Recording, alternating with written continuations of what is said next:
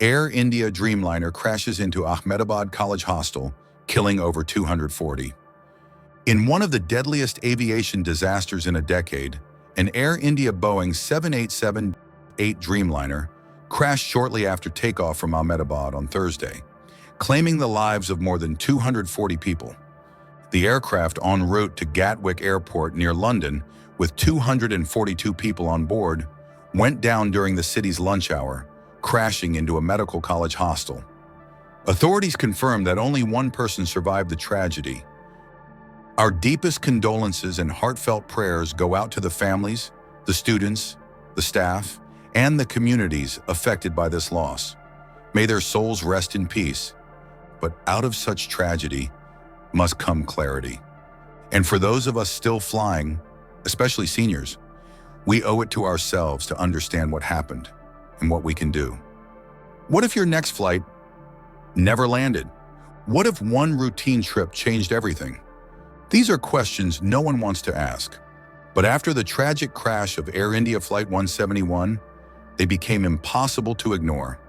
Today, we're not here to stir fear. We're here to share clarity, lessons, and practical tips every senior should know when flying in today's world. So take a deep breath, grab a cup of tea, and settle in. This is Elderly Active Life, where we upload calming, helpful videos every single day to keep you informed, confident, and empowered. If you're someone who believes in staying calm but prepared, go ahead and hit that like button. It helps others just like you find this video and fly smarter.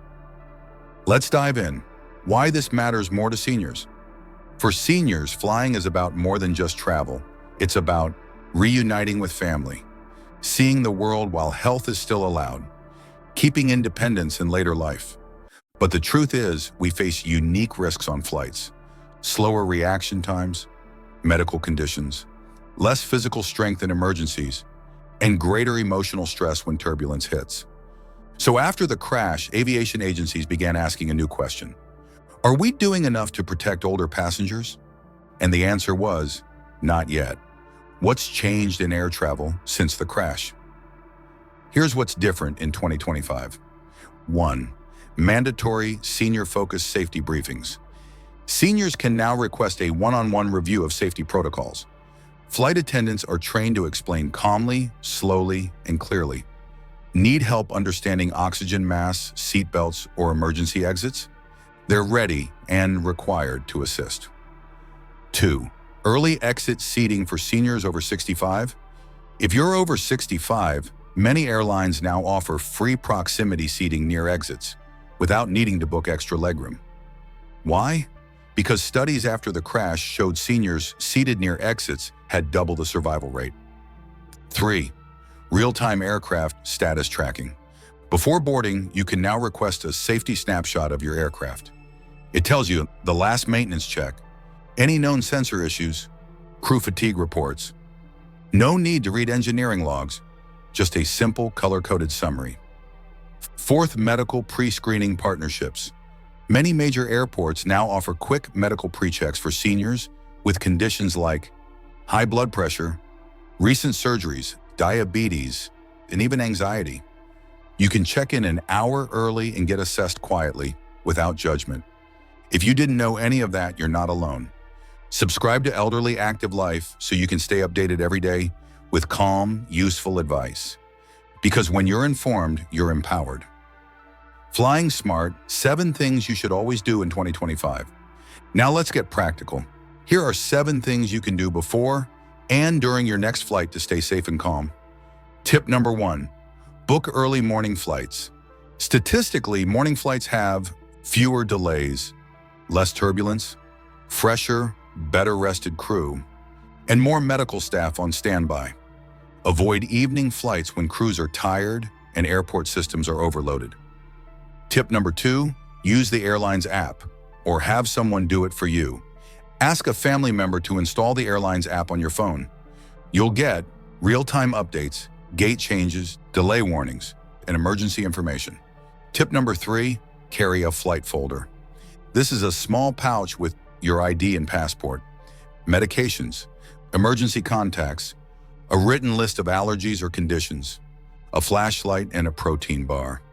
Tip number 4, choose an aisle seat. Why? Easier access to the restroom, faster evacuation if needed, less confined feeling, reduces anxiety. Tip number 5, notify the flight crew of any condition. You're not being a bother. If you have diabetes, high blood pressure, or a history of stroke or fainting, tell the crew. They're trained to help. Tip number 6, count the rows to the exit. If the lights go out, counting rows from your seat to the exit may help you orient yourself. It's an old military trick, and it still saves lives. Tip number 7, avoid alcohol and salty snacks. Flying dehydrates your body faster. Skip the alcohol, ask for water, eat light. It helps with blood pressure, circulation, and mental clarity. Know someone who flies a lot or plans too soon? Share this video with them. Sometimes a video can be the difference between fear and confidence. Let's have a story. Margaret's flight, a true story of calm in a crisis. Meet Margaret. She's 78, retired nurse, loves puzzles and window seats. In January, Margaret flew from Delhi to Frankfurt to visit her niece. She'd watched a video like this the week before. She followed every step, booked an aisle seat, wore compression socks, packed medication in her purse, and counted rows to the exit. 5. Halfway through the flight, turbulence hit. Not just a few bumps, violent shaking, oxygen masks dropped, passengers screamed, lights flickered, the plane tilted. Margaret? She stayed calm, closed her eyes, focused on her breathing. She'd already told the flight crew she had high blood pressure. They checked on her first, gave her oxygen, walked her back to calm. Turned out the turbulence was from a fast-forming pressure front, not mechanical failure. The flight landed safely. Later, her niece asked, "Weren't you scared?" Margaret smiled and said, "I was ready, that's all." Why you should still fly. We've talked a lot about risk today, but here's something you should remember. Flying is still the safest way to travel. You're more likely to be struck by lightning than be in a plane crash. Air travel has improved safety by 90% in the last 25 years. And after every crash, procedures are updated so it never happens the same way again. So don't let fear steal your freedom.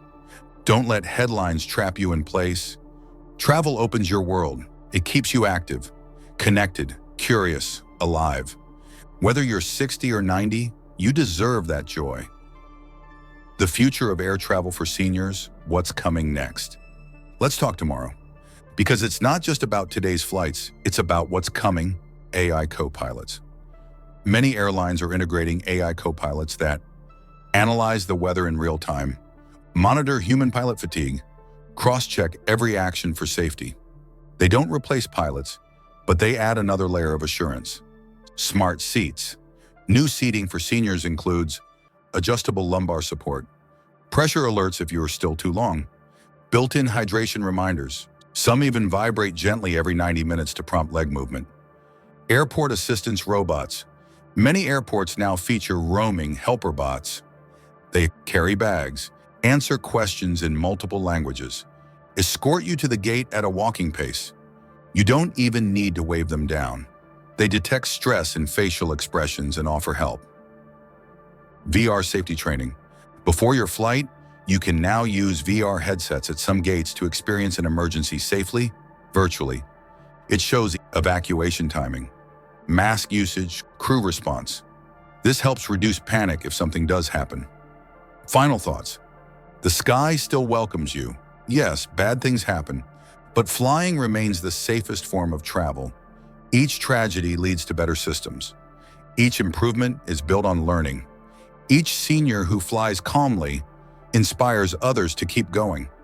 Don't let fear win. Let wisdom guide you. Keep exploring, keep loving, keep flying.